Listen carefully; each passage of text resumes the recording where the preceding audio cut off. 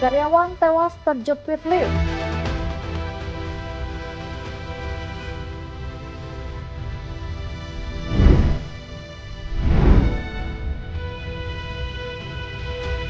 Aktivitas Gunung Anak Krakatau terus meningkat.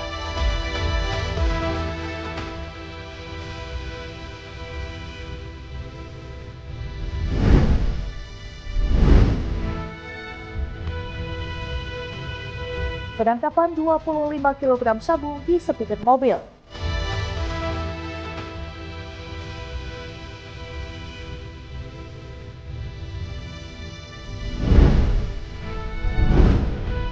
Halo, selamat siang pemirsa setia Berita Nasional TV. Senang sekali Berita Nasional Siang kembali hadir menyapa Anda.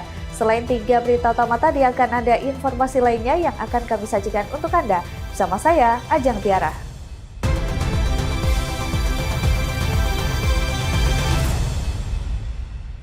Kita ke informasi yang pertama, pemirsa. Seorang karyawan perusahaan elektronik tewas usai lift yang ditumpanginya di kantor tempatnya bekerja di Ruko Roksi Mas Gambir, Jakarta Pusat, anjlok. Korban tewas ketika akibat terjepit lift yang anjlok dari lantai 3 ke lantai 2. Kakinya doang ini. Tubuh pria naas ini masih menggelantung terjepit lift barang di sebuah perusahaan tempatnya bekerja di Ruko Roksi Mas Gambir, Jakarta Pusat. Korban tewas seketika dengan kondisi bagian kepala berada di lantai 3 dan bagian kaki di lantai 2, sementara seluruh bagian badannya terjepit kotak lift. Korban diketahui bernama Indra Yuda, pria berusia 42 tahun yang telah 20 tahun lebih bekerja di tempat tersebut. Insiden bermula saat korban tengah menurunkan barang dari lantai 3 ke lantai 1. Namun saat akan mengambil barang lainnya, lift tersebut tiba-tiba anjlok hingga membuat tubuh korban ikut jatuh dan terjepit. Kanit Polsek Metro Gambir AKP Arfan Rawung menuturkan telah melakukan penyelidikan dengan menggelar olah TKP dan meminta keterangan dari 12 orang saksi.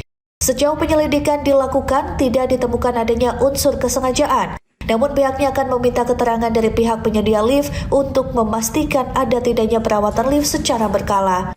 Jadi korban itu sudah menjadi karyawan di situ sekitar 20 tahunan kerja di situ.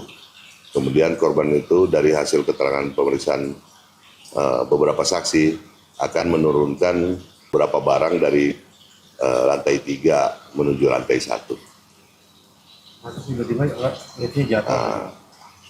Kalau itu masih dalam proses penyelidikan. Kalau tiba-tiba liftnya jatuh, posisi liftnya itu sekarang ada di lantai 2, dari keterangan para saksi mendengar bunyi dari lantai atas itu karena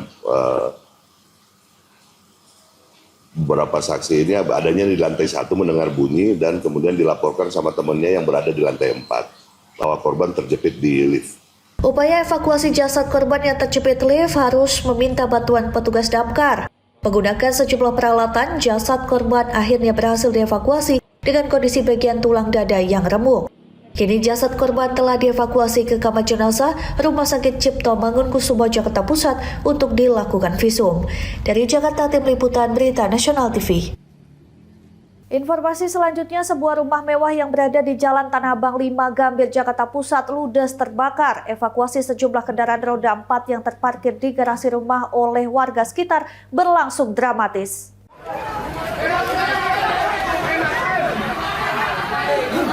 Kepanikan warga seketika pecah saat melihat adanya kobaran api yang melumat sebuah rumah mewah di Jalan Tanah Abang 5 Gambir, Jakarta Pusat. Warga khawatir masih adanya penghuni yang terjebak di dalam rumah. Kepanikan kian menjadi saat warga mengevakuasi sejumlah mobil dari dalam garasi dan halaman depan dengan cara didorong. Meski berlangsung dramatis, namun 4 unit mobil berhasil dievakuasi menjauh dari titik api. Peristiwa kebakaran pertama kali diketahui oleh salah seorang warga yang melihat adanya kepulan asap dari atap rumah. Api seketika berkobar yang disusul beberapa kali suara ledakan hingga memancing perhatian warga lainnya. Jadi ada ledakan dulu tadi, Pak? Ya, tadi ada. Ada orang di dalam, Pak? Ada tadi, tidak sempat dievakuasi juga. Ini mobil ditinggal di dalam nggak bisa kesulitan apa gimana? Tadi sempat kesulitan juga mereka buka gerbangnya. Ternyata setelah dipaksa mereka buka. Tapi keluar orang di dalam selamat semua? Alhamdulillah. Ini rumah atau kantor, Pak? Ini rumah, Pak. Rumah pribadi ya? Iya, rumah pribadi. Semua selamat semua ya? Nggak ada korban ya? Alhamdulillah. Selang setengah jam kemudian, 5 unit mobil pemadam kebakaran yang diterjunkan ke lokasi akhirnya berhasil menjinakkan si jago merah. Meski bangunan rumah beserta isinya telah ludes terbakar, namun beruntung tidak ada korban jiwa maupun luka dalam peristiwa tersebut. Belum diketahui pasti penyebab kebakaran karena masih dalam penyelidikan aparat Reskrim Polsek Metro Gambir. Dari Jakarta, Tim Liputan Berita Nasional TV. Ya, sebuah gedung yang dijadikan sebagai gudang kantor Dinas Ketahanan Pangan dan Pertanian atau DKPP milik Pemkot Cilegon mengalami kebakaran hebat di bagian gudang belakang. Puluhan mesin pertanian maupun pupuk bantuan di dalam gudang tersebut dilaporkan hangus tak tersisa. Meskipun begitu, penyebab pasti peristiwa ini masih dalam proses penyelidikan pihak kepolisian. Kepanikan mewarnai proses pemadaman kebakaran yang melahap gedung bidang pertanian Dinas Ketahanan Pangan dan Pertanian Kota Cilegon, Banten. Sejumlah warga bersama pegawai gedung dinas tampak berjibaku memadamkan kobaran api dengan alat seadanya, sekaligus berusaha menyelamatkan barang-barang berharga dari dalam lokasi kebakaran. Kobaran api juga tampak cepat membesar dan melahap area gudang yang berisi unit mesin atau alat bantuan pertanian, serta area ruang arsip dokumen. Petugas pemadam kebakaran Kota Cilegon kemudian dikerahkan ke lokasi, butuh waktu 1 jam lamanya bagi petugas untuk akhirnya bisa mengendalikan amukan si jago merah. Menurut pengakuan salah seorang pegawai, peristiwa kebakaran ini terjadi di saat para pegawai kantor tengah sibuk bekerja, di mana secara tiba-tiba asap pekat disertai kobaran api muncul di bagian belakang gudang. Pegawai yang panik kemudian berusaha keluar dari lokasi untuk menyelamatkan diri sambil berupaya memadamkan api yang terus melahap gedung dinas tersebut. Beruntungnya api tidak sampai menjalar ke bangunan lain di sekitarnya. Selain itu, peristiwa juga tidak sampai menimbulkan korban luka maupun korban jiwa. Saya posisi di sini, ngelihat api dari samping tuh, udah lihat pipa yang ke samping, saya langsung lari, ambil air, pakai ember seadanya, saya siramin aja. Pak, kalau yang terbakar itu lokasi apa aja Pak itu Pak? Gudang sama di belakang itu ada alat? Gudang mesin pertanian, sama gudang pestisida itu, sama gudang arsip, itu aja. Oh. Pak, kalau dugaan sendiri belum tahu Pak, belum itu tahu kenapa Pak ya? Belum tahu saya sumbernya. Karena di situnya kan ada pupuk organik seperti kokopit, ada pupuk NPK di dalam itu. Udah itu aja. Yang lain mesin pertanian. Diduga kuat peristiwa kebakaran tersebut berasal dari adanya hubungan arus pendek listrik korsleting di area gudang. Namun meskipun begitu, pihak kepolisian dari Polres Cilegon masih terus melakukan olah TKP guna menyelidiki penyebab pasti peristiwa tersebut. Selain menghanguskan unit alat pertanian, total kerugian material ditaksir mencapai ratusan juta rupiah lantaran banyak aset negara yang kini sudah berubah menjadi aran. Dari Cilegon, Banten, Tim Liputan Berita Nasional TV. Kabar berikutnya, selama 12 jam Gunung Anak Rakatau di perairan Selat Sunda mengalami 7 kali erupsi secara beruntun. Dalam rangkaian letusan tersebut, material abu vulkanik terlontar hingga 250 meter di atas puncak dan status gunung masih berada pada level 3 atau siaga. Gunung Anak Rakatau di perairan Selat Sunda kembali menunjukkan peningkatan aktivitas vulkanik. Berdasarkan laporan dari Pos Pengamatan Gunung Anak Rakatau, gunung api yang berada di Selat Sunda tersebut mengalami 7 kali erupsi sejak Rabu dini hari hingga menjelang siang. Letusan pertama terjadi pukul 00.11 waktu Indonesia Barat, disusul erupsi pukul 5.50, 7.11, 8.42, 9.35, 9.54, dan terakhir pukul 11.47 waktu Indonesia Barat. Pada 2 letusan terbesar, kolom abu vulkanik mencapai ketinggian 250 meter di atas puncak dengan arah sebaran ke utara dan barat laut. Sementara itu kolom abu pada erupsi lain berkisar antara 100 hingga 200 meter di atas puncak. Aktivitas vulkanik ini terus terekam melalui seismograf dengan amplitudo gempa antara 24 hingga 50 mm. Meski aktivitas meningkat, status anak Gunung Krakatau masih tetap level 3 atau siaga. Masyarakat, nelayan maupun wisatawan diminta tidak memasuki radius 3 km dari kawah aktif karena masih berpotensi terjadi lontaran material vulkanik. Untuk hari ini sejak pukul 05.55 gitu. Sampai saat ini jam 12 kurang lebih 7 kali. Hari ini aja 7 kali erupsi Pak ya? Petugas juga menghimbau masyarakat agar tidak mudah mempercayai informasi atau video yang belum terverifikasi di media sosial. Dari Lampung Selatan, Tim Liputan Berita Nasional TV. Ya pemirsa, usai jeda kami akan hadirkan informasi mengenai sinergi Indonesia dengan India. Sesaat lagi tetaplah bersama kami di Berita Nasional Siang.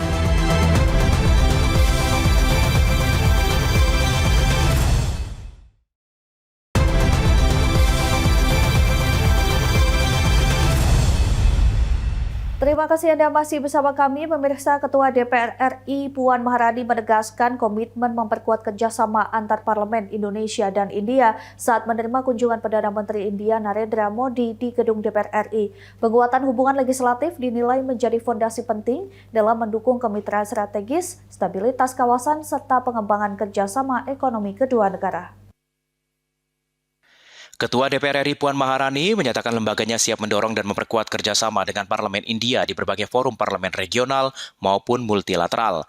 Penguatan kerjasama antar parlemen dinilai penting untuk mendukung berbagai kebijakan dan kerjasama.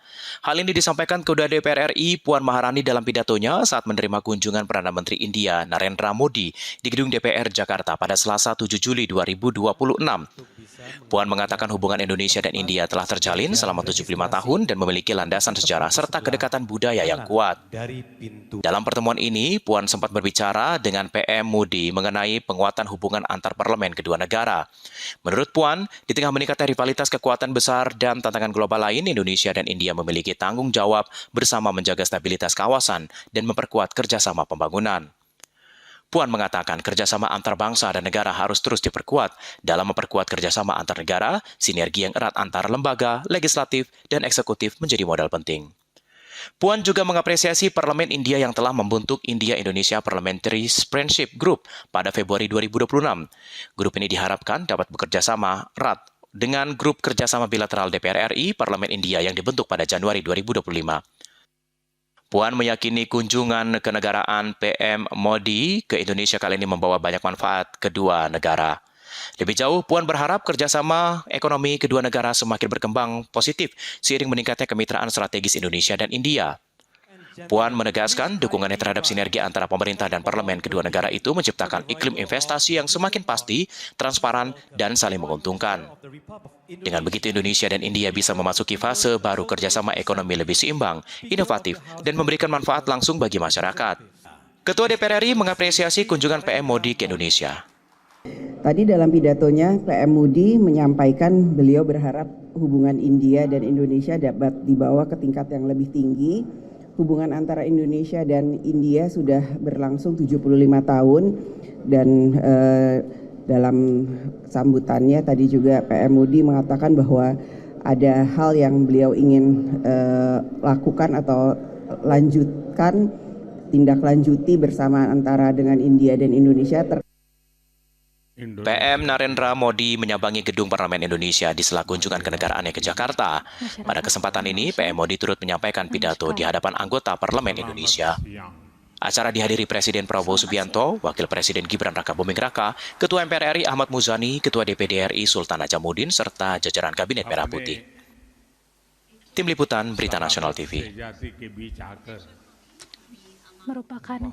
Ya, selanjutnya Indonesia dan India sepakat memperkuat kemitraan strategis di berbagai sektor melalui hasil pertemuan bilateral di Istana Merdeka Jakarta. Komitmen ini meliputi penguatan kerjasama di bidang politik, keamanan, ekonomi, pendidikan hingga kebudayaan guna mendorong hubungan yang lebih erat dan saling menguntungkan bagi kedua negara.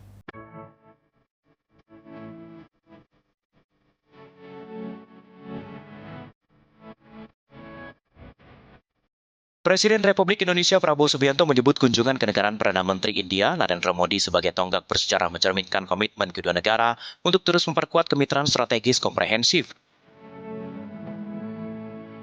Dalam pertemuan bilateral di Istana Merdeka Jakarta pada Selasa 7 Juli 2026, Presiden Prabowo menegaskan kerjasama Indonesia dan India akan terus didorong melalui langkah-langkah yang konkret dan saling menguntungkan.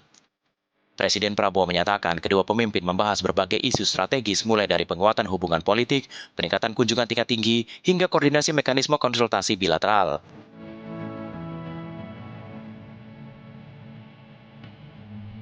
Presiden Prabowo dan PM Narendra Modi juga bersepakat memperkuat kerjasama penanggulangan terorisme, keamanan pengembangan teknologi untuk penanganan kejahatan lintas negara, serta pengembangan infrastruktur digital. Di bidang ekonomi, Presiden Prabowo menyampaikan kedua negara berkomitmen meningkatkan perdagangan melalui percepatan Indonesia-India Preferential Trade Agreement atau PTA dan peninjauan ASEAN-India Trade-in Goods Agreement atau I3. Presiden Prabowo juga menyambut kemajuan pembahasan sistem pembayaran lintas batas berbasis QR antara Indonesia dan India yang diharapkan meningkatkan efisiensi transaksi sekaligus memperkuat ketahanan sektor keuangan. Guna memperkuat kerjasama sektor keuangan, kami menyambut baik kemajuan pembahasan sistem pembayaran lintas batas berbasis QR, cross-border QR payment linkage antara Indonesia dan India. Sistem ini diharapkan dapat meningkatkan efisiensi transaksi sekaligus memperkuat ketahanan sektor keuangan. Presiden Prabowo Subianto juga menambahkan kerjasama di bidang ketahanan energi, kesehatan, pendidikan, dan kebudayaan juga menjadi fokus kedua negara. Presiden Prabowo menyambut restorasi kompleks Candi Prambanan penetapan tahun 2026-2027 sebagai tahun Tagore Dewantara, serta dukungan pendirian kampus Indian Institute of Management dan peluang kehadiran India Institute of Technology di Indonesia. Menurut Presiden Prabowo, berbagai komitmen tersebut akan semakin memperkokoh kemitraan Indonesia dan India di kawasan Indo-Pasifik. Tim Liputan, Berita Nasional TV. Ya, pemirsa, pemerintah menyatakan akan memperkuat penanganan pengungsi akibat konflik bersenjata di Intan Jaya, Papua Tengah. Kementerian Hak Asasi Manusia menegaskan penanganan akan dilakukan secara komprehensif dengan melibatkan berbagai kementerian dan lembaga. Wakil Menteri Hak Asasi Manusia Mugianto mengungkapkan jumlah pengungsi akibat konflik bersenjata di Kabupaten Intan Jaya, Papua Tengah mencapai 122.000 jiwa. Mugianto menegaskan negara hadir untuk memastikan penanganan para pengungsi berjalan dengan baik. Menurut Mugianto, Kementerian Hak Asasi Manusia dalam waktu dekat akan menggelar pertemuan bersama kementerian dan lembaga terkait guna menyusun langkah penanganan pengungsi di Papua. Koordinasi lintas sektor dinilai penting mengingat besarnya jumlah warga yang terdampak. Mugianto menyatakan penanganan pengungsi tidak hanya berfokus pada aspek kemanusiaan, namun juga harus dilakukan secara menyeluruh. Mugianto juga menyatakan, pemerintah berupaya memastikan pemenuhan hak asasi manusia meliputi aspek keamanan, ekonomi, kesejahteraan, pendidikan, dan kebutuhan dasar lainnya. Kemudian salah satu tantangan lain yang ada di Papua, teman-teman jurnalis, adalah terkait pengungsi. Ya, ada banyak pengungsi di sana dan Kementerian Hak Asasi Manusia dalam waktu dekat akan menggelar pertemuan melibatkan kementerian lembaga terkait ya untuk melakukan upaya-upaya menangani pengungsi yang ada di Papua yang jumlahnya lumayan besar,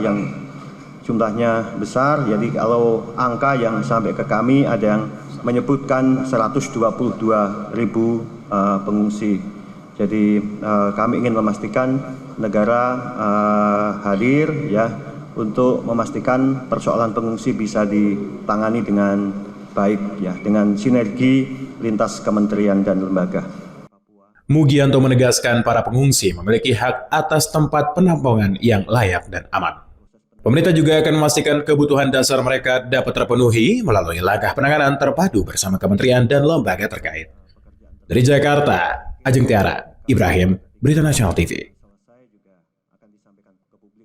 Ya, selanjutnya pemerintah juga menegaskan penyelesaian berbagai persoalan di Papua membutuhkan keterlibatan seluruh komponen bangsa. Komitmen penegakan hukum dan penghormatan hak asasi manusia menjadi landasan penanganan Papua secara berkelanjutan. Wakil Menteri Hak Asasi Manusia Mugianto menegaskan penyelesaian berbagai persoalan di Papua membutuhkan keterlibatan seluruh komponen bangsa. Menurut Mugianto, situasi di Papua bersifat kompleks, sehingga tidak bisa diselesaikan satu pihak saja. Dalam konferensi pers di kantor Kementerian HAM pada Selasa 7 Juli 2026, Mugianto menyatakan penanganan Papua memerlukan konsensus dari berbagai elemen di Republik Indonesia. Menurutnya, kolaborasi menjadi kunci untuk menghasilkan langkah penyelesaian yang menyeluruh dan berkelanjutan. Mugianto menyebut lembaga legislatif, eksekutif, dan yudikatif, serta tokoh agama, tokoh masyarakat, dan partai politik harus terlibat dalam proses penyelesaian Papua. Menurutnya, seluruh komponen bangsa perlu membangun kesepahaman bersama demi menciptakan solusi strategis bagi Papua. Dan yang kedua, karena memang situasi di Papua kompleks, ya, menurut kami penanganan di Papua membutuhkan keterlibatan konsensus semua pihak, ya, yang ada di Republik ini, semua komponen bangsa, legislatif, eksekutif, yudikatif, para tokoh-tokoh agama, tokoh-tokoh masyarakat, kemudian partai politik, ya juga harus terlibat, melibatkan diri, memberikan konsensusnya terkait penyelesaian strategis di Papua dalam hal penegakan. Mugianto menegaskan pemerintah tetap berkomitmen memperkuat penegakan hukum dan penghormatan hak asasi manusia di Papua. Menurut Mugianto, komitmen tersebut menjadi dasar pemerintah dalam menangani berbagai persoalan yang terjadi di wilayah Papua. Dari Jakarta, Ajeng Tiara, Ibrahim, Berita Nasional TV. Ya pemirsa, kami akan kembali dengan informasi internasional Green Youth Leader Summit. Usai jeda berikut ini tetap saksikan Berita Nasional Siang.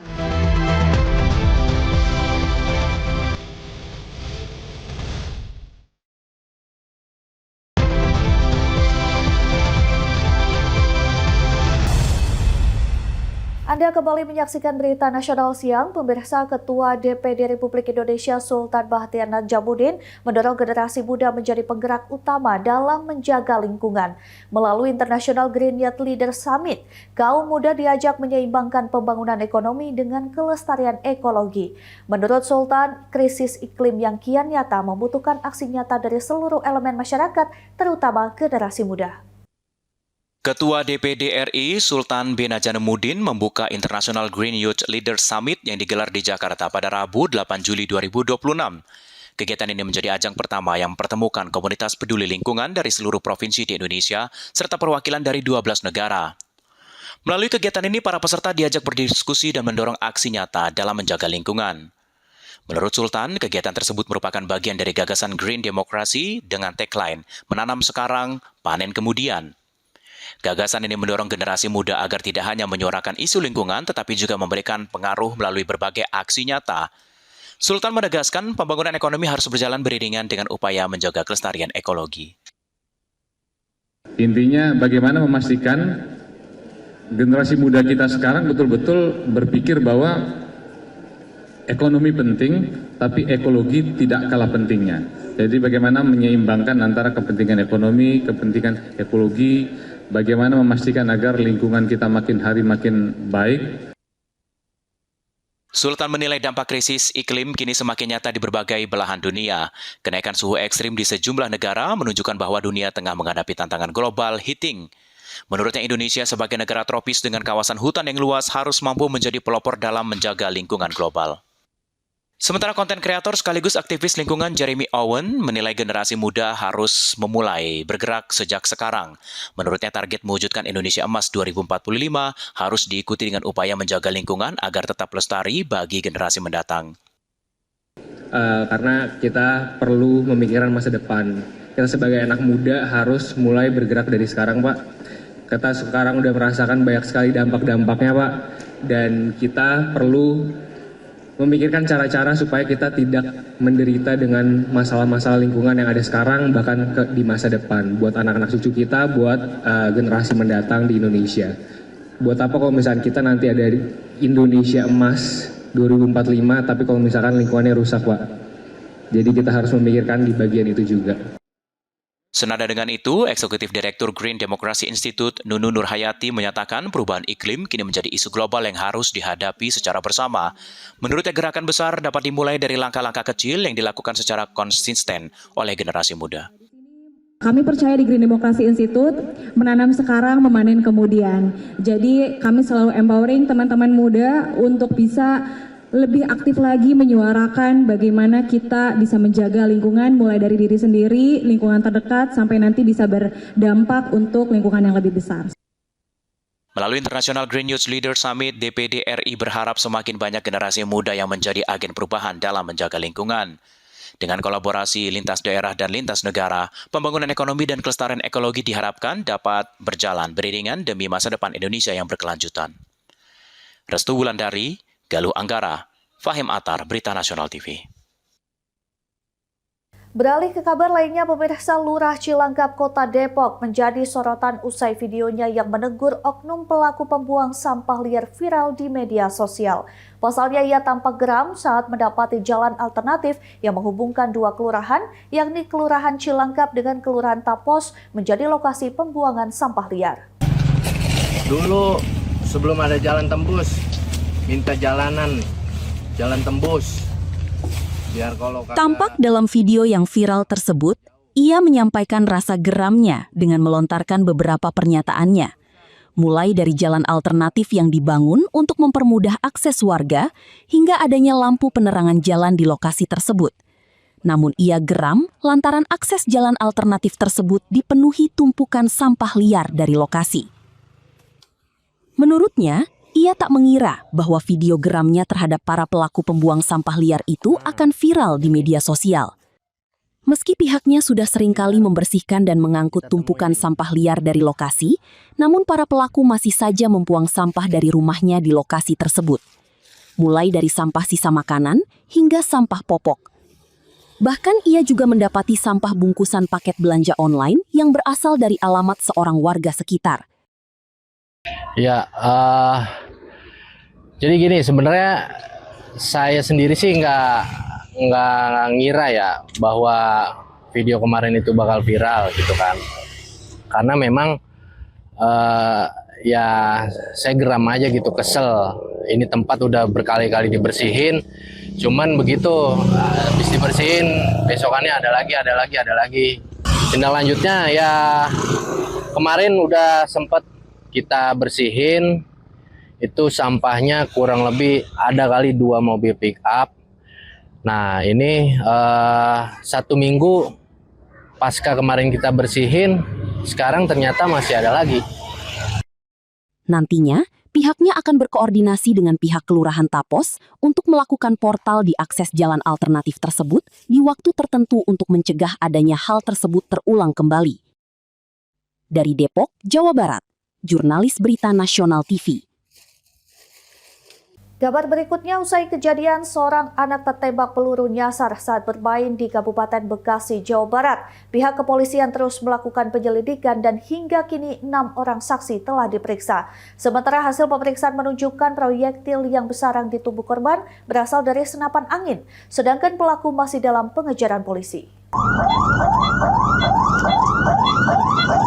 Jajaran Polsek Setu bersama Polres Metro Bekasi masih melakukan penyelidikan terkait kasus peluru nyasar yang menembus dada seorang anak di Kampung Baru, Desa Lubang Buaya, Kecamatan Setu, Kabupaten Bekasi, Jawa Barat. Dalam proses penyelidikan, petugas telah memeriksa 6 orang saksi untuk mengungkap asal-muasal tembakan yang mengenai korban saat sedang bermain di lingkungan rumahnya. Berdasarkan hasil penyelidikan sementara, proyektil yang berhasil diangkat dari tubuh korban dipastikan berasal dari senapan angin. Polisi menduga tembakan dilepaskan oleh seseorang yang tengah melakukan aktivitas berburu hewan di sekitar lokasi kejadian. Diketahui, Alika Putri, siswi kelas 3 sekolah dasar berusia 9 tahun, menjadi korban peluru nyasar saat bermain bersama teman-temannya pada hari Minggu. Korban sempat tak sadarkan diri akibat peluru menembus bagian dada. Saat ini, kondisi korban berangsur membaik setelah menjalani operasi pengangkatan proyektil. Penyelidikan seperti apa? Untuk saat ini kami Polsek Setu beserta Satreskrim Polres Metro Bekasi sudah melaksanakan olah TKP, mencari saksi-saksi dan keterangan di sekitar lokasi, di mana sudah ada 6 orang yang diminta keterangan, yaitu 3 anak rekan korban, kemudian 1 ibu-ibu sekitar lokasi, Pak RT dan Pak RW. Dugaan sementara itu peluru apa itu? Untuk sementara dugaan dari senapan angin. Hingga kini, polisi masih menelusuri sumber tembakan dan memburu pelaku yang diduga melepaskan peluru hingga mengenai korban. Kasus ini menjadi perhatian serius aparat karena membahayakan keselamatan warga, terutama anak-anak yang beraktivitas di lingkungan permukiman. Dari Bekasi, jurnalis berita nasional TV. Ya pemirsa, Kotas Tipikor Polri bersama Ditreskrim Sus Polda Metro Jaya melakukan penggeledahan di sejumlah lokasi di kawasan Cipete, Jakarta Selatan. Penggeledahan ini terkait penyidikan dugaan tindak pidana pencucian uang yang berhubungan dengan 3 perkara korupsi, yaitu pengadaan batu bara PLN, PT Asabri, dan Krakatau Steel. Tim Kotas Tipikor Polri bersama Direktorat Reserse Kriminal Khusus Polda Metro Jaya, Rabu siang, menggeledah sejumlah lokasi di kawasan Cipete, Jakarta Selatan. 2 lokasi yang menjadi fokus penggeledahan adalah restoran Cafe Declan dan Point Money Changer. Selain itu, penyidik juga melakukan penggeledahan di 6 lokasi lain secara serentak. Penggeledahan dilakukan untuk mencari dan mengamankan alat bukti dalam penyidikan dugaan tindak pidana korupsi, suap, gratifikasi, serta tindak pidana pencucian uang. Pihak kepolisian menyebut, penyidikan ini berkaitan dengan 3 perkara besar, yaitu dugaan korupsi pengadaan batu bara PLN, dugaan korupsi PT Asabri pada tahun 2020 hingga 2025, serta dugaan korupsi dalam penyelesaian utang PT CBS kepada PT KNI. Proses penyidikan dilakukan melalui skema joint investigation antara Kotas Tipikor Polri dan Ditreskrim Sus Polda Metro Jaya. Penyidik menegaskan, penggeledahan masih merupakan bagian dari upaya melengkapi alat bukti, sehingga rincian keterkaitan masing-masing lokasi dengan perkara yang ditangani akan disampaikan setelah seluruh rangkaian penggeledahan selesai. Rekan-rekan media, hari ini kami akan menyampaikan kegiatan yang dilaksanakan oleh tim gabungan dari Kotas Tipikor bersama Polda Metro Jaya dalam melakukan penyidikan dugaan kasus korupsi meliputi suap, gratifikasi, dan pencucian uang. Ada beberapa lokasi saat ini secara serempak dilaksanakan penggeledahan, termasuk di lokasi sekarang di Cafe Declan dan Point Money Changer. Ini kaitan tentang dugaan korupsi blackout batubara PLN, Asabri, dan Krakatau Steel. Ini merupakan atensi Bapak Presiden untuk dugaan-dugaan kasus korupsi menjadi perhatian kepolisian untuk melaksanakan pengungkapan dan proses penyidikan. Rangkaian penggeledahan ini bagian dari proses penyidikan di dalam mencari, mengumpulkan barang bukti untuk pemenuhan dalam proses penyidikan. Pada kesempatan yang sama, Kepala Kotas Tipikor Polri menegaskan bahwa penanganan perkara-perkara ini merupakan bagian dari komitmen Polri menindaklanjuti perkara korupsi yang menjadi perhatian pemerintah. Saat ini, Kotas Polri sedang melaksanakan dengan skema joint investigasi dengan Ditreskrim Sus Polda Metro Jaya dalam penanganan perkara korupsi dan pencucian uang pada proses penanganan hukum terhadap perkara PLNBP, kemudian Asabri tahun 2020 sampai 2025, dan perkara dugaan korupsi dalam proses penyelesaian hutang PT CBS kepada PT KNI tahun 2020-2025. Di antaranya, salah satu proses penyidikan, kita saat ini melaksanakan penggeledahan di beberapa tempat. Sementara itu, Ditreskrim Sus Polda Metro Jaya menjelaskan, penggeledahan dilakukan berdasarkan 2 laporan polisi yang berisi dugaan tindak pidana korupsi, pencucian uang, dan suap yang terjadi pada periode 2020 hingga 2025. Yang mana di hadapan rekan-rekan hari ini kita melakukan di 2 titik, yaitu Cafe Declan dan juga Point Money Changer. Dan tentunya nanti akan kita sampaikan juga upaya-upaya selanjutnya yang telah dilakukan oleh penyelidik dan juga penyidik yang dilakukan secara joint investigation. Kita didukung oleh Kotas Tipikor Polri, ya, dan juga kita didukung ya oleh jajaran-jajaran institusi lainnya. Hingga Rabu petang, proses penggeledahan masih berlangsung. Penyidik belum merinci barang bukti yang berhasil diamankan, namun memastikan penyidikan akan terus dikembangkan untuk menelusuri dugaan tindak pidana pencucian uang dan pihak-pihak yang terlibat dalam ketiga perkara korupsi tersebut. Dari Jakarta, Theo Fandi, Berita Nasional TV. Ya, informasi berita lainnya akan kami sajikan usai jeda berikut ini. Berita Nasional Siang akan segera kembali.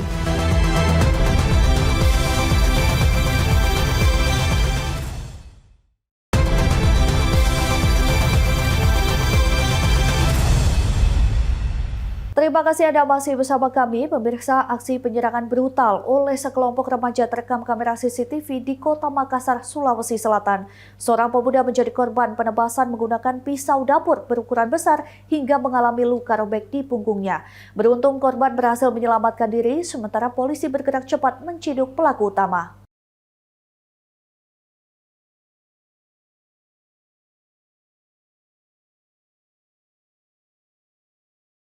Inilah rekaman kamera pengawas atau CCTV yang memperlihatkan detik-detik saat sejumlah remaja menyerang seorang pemuda di Jalan Macini Raya, Kecamatan Panakukang, Kota Makassar, Sulawesi Selatan.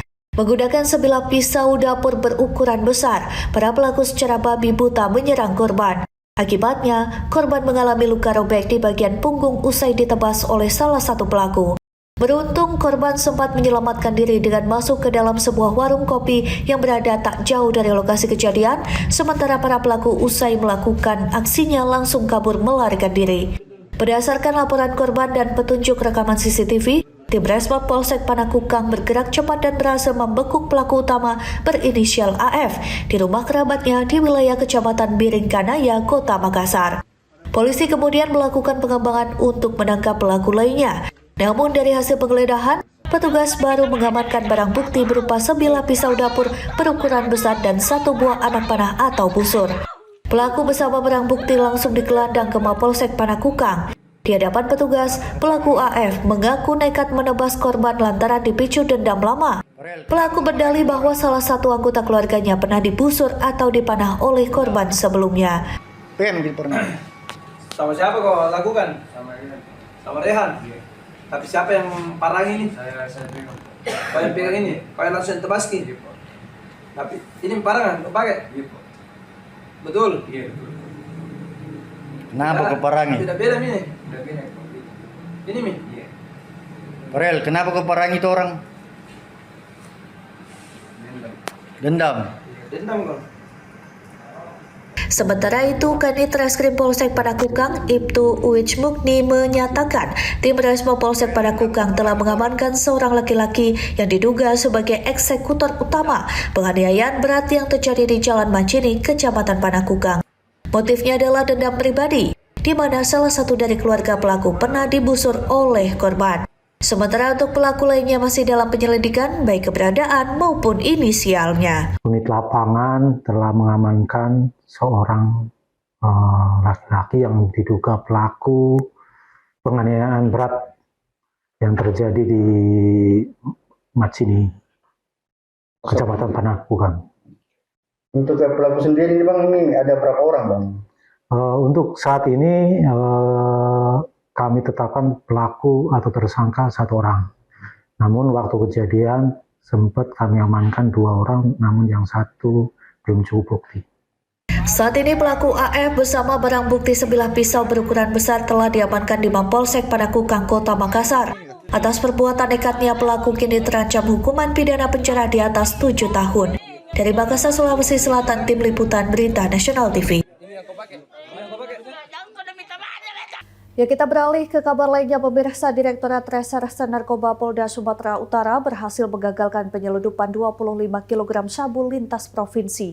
2 orang kurir ditangkap setelah menyembunyikan sabu di dalam speaker mobil yang telah dimodifikasi. Narkoba tersebut diketahui akan dikirim dari Aceh menuju Jambi.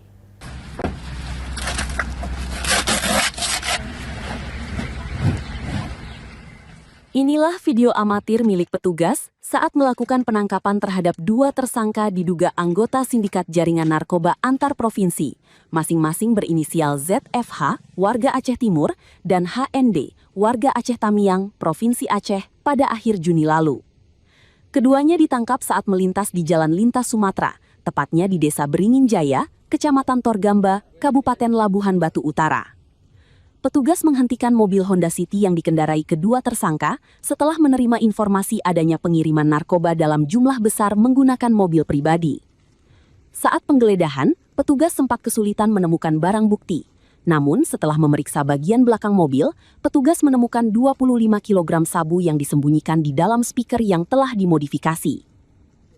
Direktur Reserse Narkoba Polda Sumut, Kombes Pol Andi Arisandi, Rabu sore, mengatakan modus penyelundupan ini terbilang baru.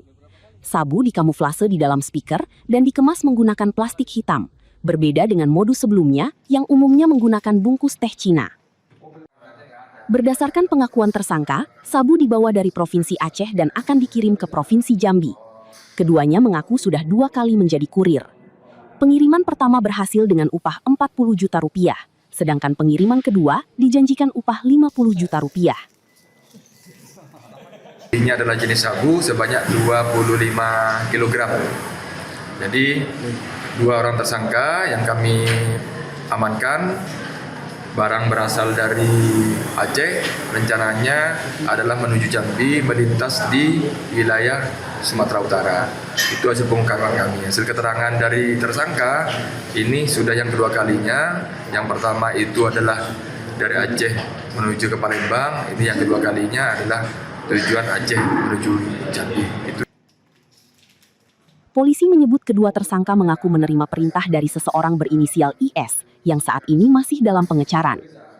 Petugas masih mendalami jaringan serta asal-usul kemasan baru yang digunakan untuk menyelundupkan sabu tersebut. Dari Medan, Sumatera Utara, jurnalis Berita Nasional TV. Ya pemirsa, demikian Berita Nasional siang telah menemani Anda. Jangan lupa saksikan Berita Nasional petang pada pukul 17.30 waktu Indonesia Barat. Saya Ajeng Tiara beserta kru yang bertugas pamit undur diri. Terima kasih dan sampai jumpa.